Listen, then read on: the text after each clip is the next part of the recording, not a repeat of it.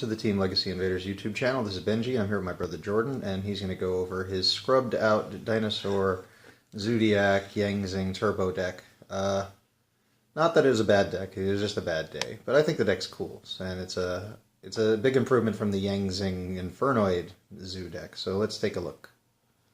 Alrighty, so if you want to have an amazing deck like a brick, this is what you want.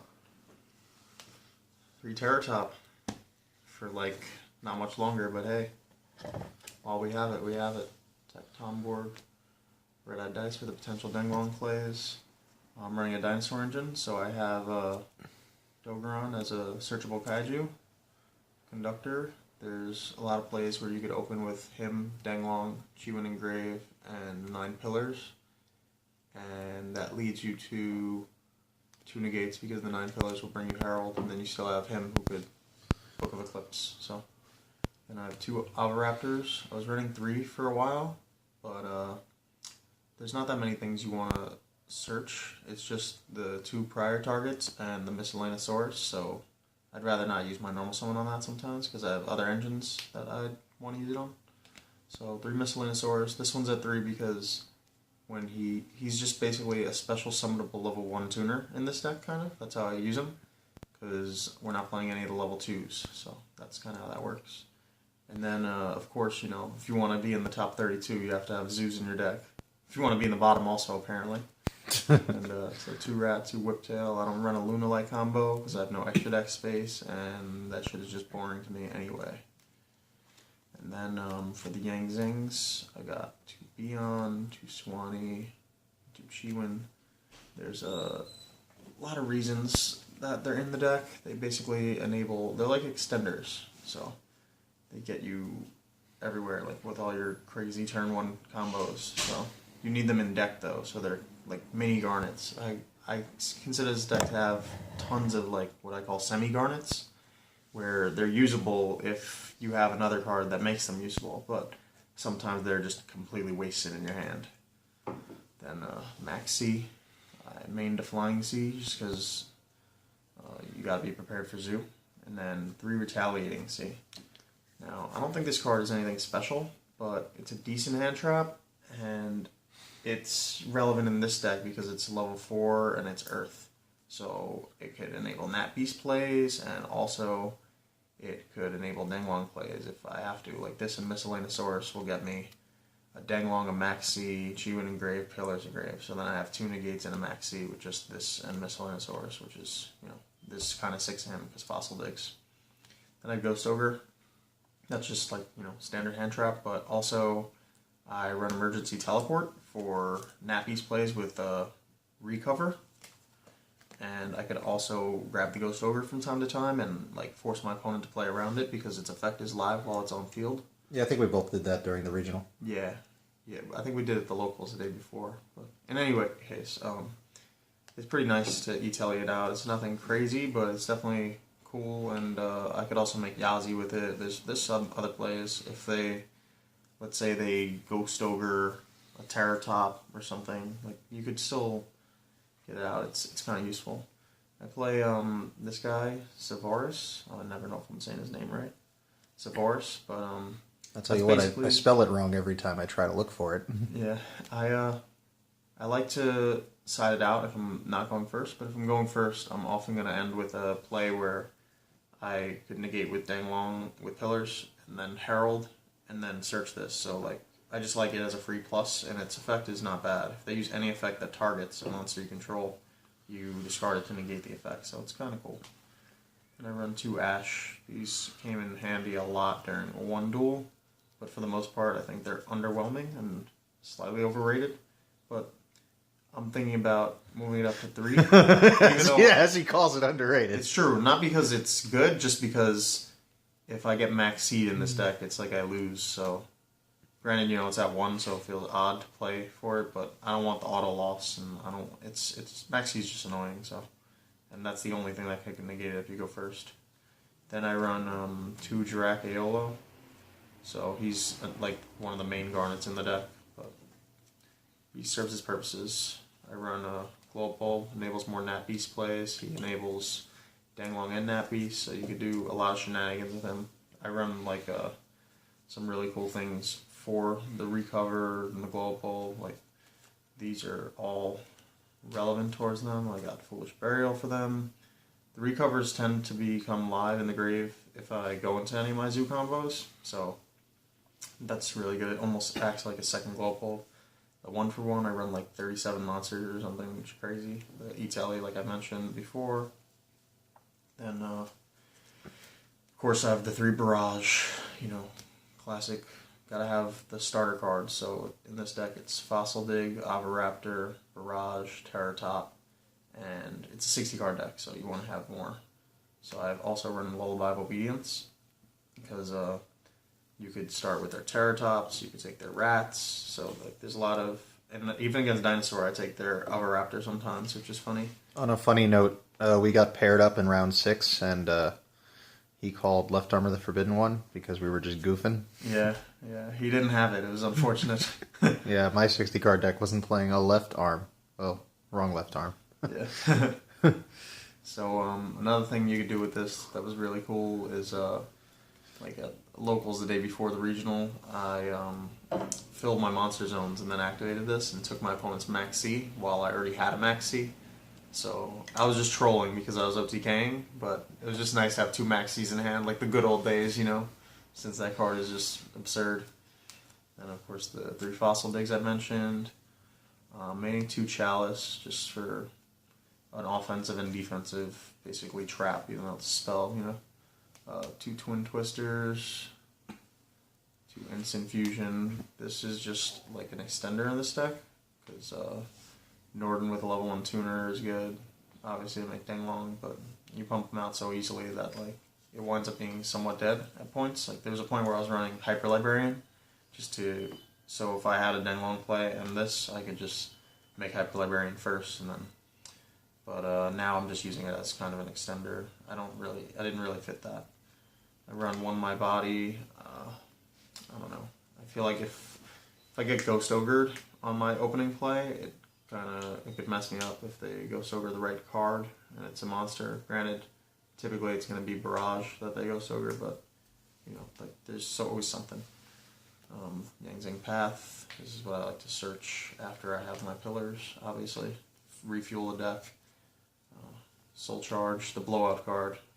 This probably steals the most wins of any card in this deck, but that's kind of what Soul Charge is for. I main deck Regeki because I don't want to main Dark Holes, even one, just because it feels so stupid when you have the Regeki. Even though I run floaters, but still. 2 9 Pillars. I was running 1 for a bit, and then I'm not sure about 3, but you want to search it, you don't want to draw it, but it's also so good that having more than 1 is still fine, and if you open with it and have a Denglong play, it's still not bad. And then a warning, because I think any deck that goes first this format should main deck a warning. Yeah, even if you don't main Strike, you don't want to lose to Masterpiece. Yeah, basically, anything that can stop the Masterpiece preemptively. Then for my extra deck, I've got my Zoo Engine is as follows. I use the deck obviously a little different from other people, like 2 Tridents, Chakanine, Tiger, Broadbull, and Borbo.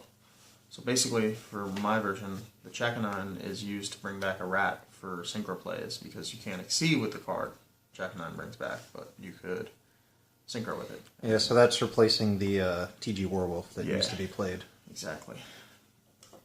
Or the 3rd rat, which was played before that, I guess. And I've got the 2 Denglongs.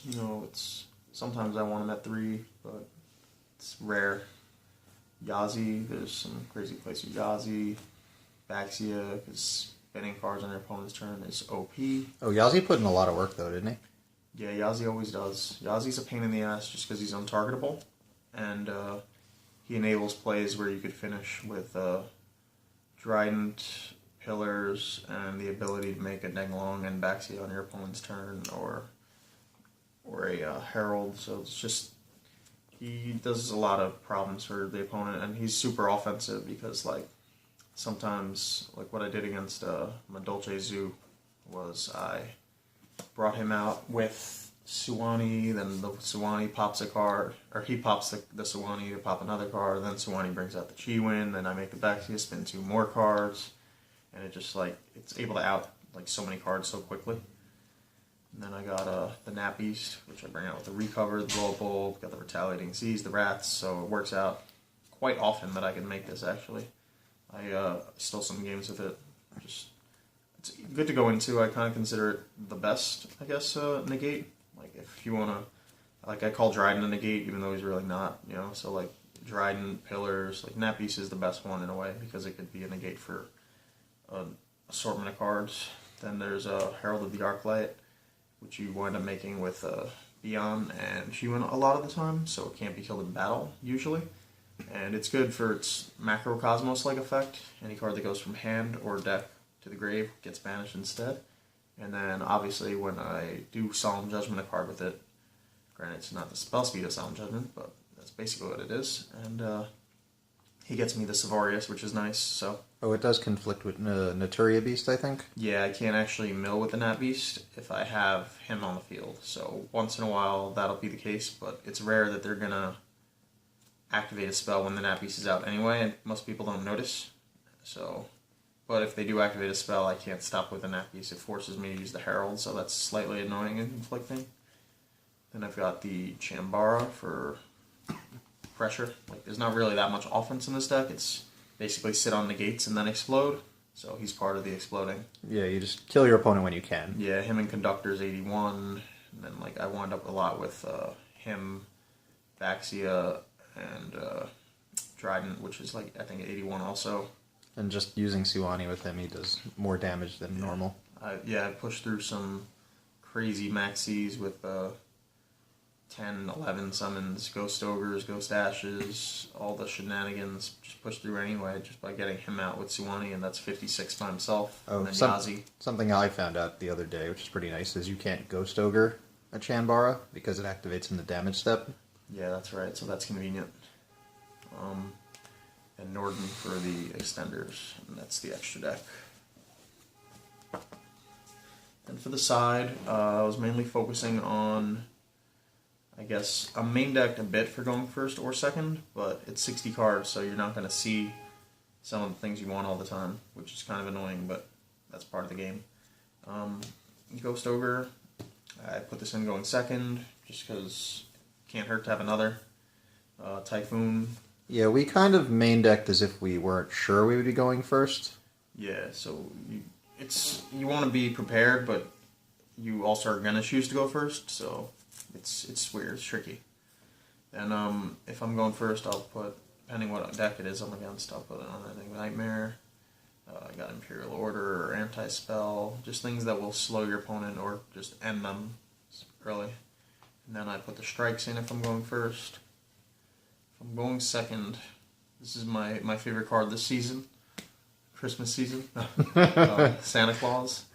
I was trying this instead of Kaijus because Slumber could be ashed, and this, when you special him, you could crash into it with a whip-tailed zoo monster, and it's kind of like, instead of wasting a pop on the Kaiju with the zoo monster, crashing into it, this is superior in my opinion because it doesn't cost you a material, so take a little damage, but hey. Yeah, and it decreases the temptation to play the Slumbers. Yeah, pretty much. Then I've got Flying Seas for Zoo and Dark Holes, and that's the deck. Any comments you want to make? You had some experiences there that were interesting. I remember there was a whole sequence against the Dino player where... Yeah, the Dino player, it was kind of ridiculous. I outed what would have been a Nat Beast, Conductor, VFD, a baby to pop for the Conductor, to float into the Overraptor, to snag the Miscellaneous to hand, to protect the Conductor. And it was just nutty, but the guy misplayed a bit, and I had a Ghost Ogre, so the VFD I took out before he could make, like, as he was making the Nat Beast. So that was one less card I had to deal with on my turn. So yeah, Ghost Ogre to VFD trying to make his monsters Earth just so he can make a Nat Beast. So Ghost Ogre helped for that. Yeah, and then ironically he didn't Nat Beast my first spell because he got thrown off. He saw it was Fossil Dig, and the first duel I beat him without using any of the dinosaur engine, which kind of happens a lot in this deck because it's 60. So like I'll have duels where people will just not see an entire engine sometimes, and then it throws them off. So like when I activated Fossil Dig, he was just confused, so I got it to go off. And then from there I was able to out the Conductor, the Baby, and the Nap Beast. And So. Did you have like an issue with a player because they wanted you to like spell out what your cards do or something? Or that I had an issue like that. Yeah, that was you with the what was it? It was one of the Psy frames. Oh yeah, no, I know what my issue was. I thought you had a similar issue.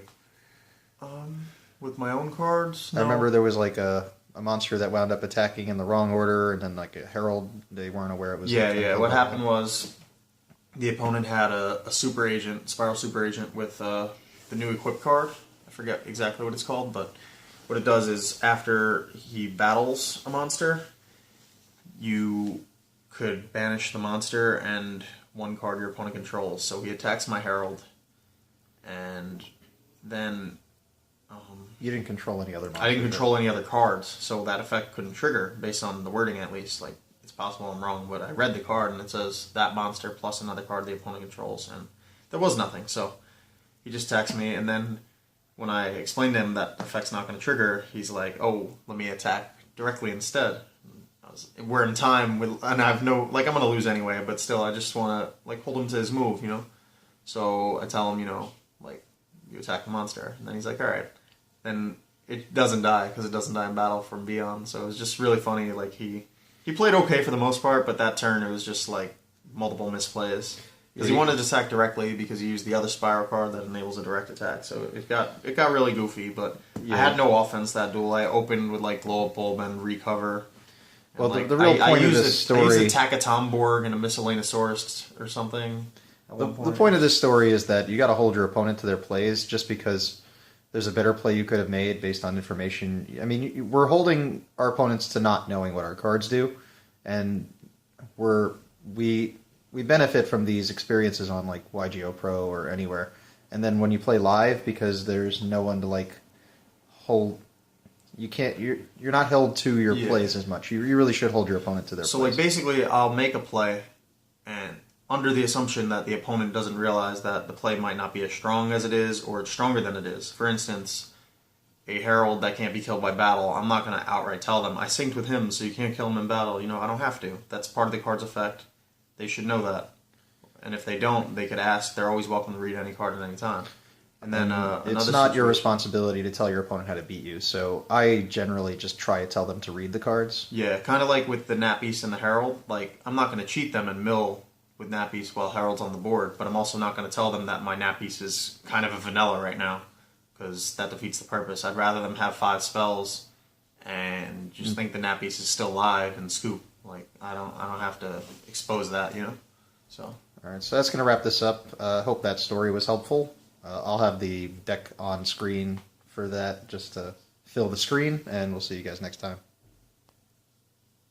And if you like what you saw, you can find one of our latest uploads right here. Also, YouTube has recommended this video for you.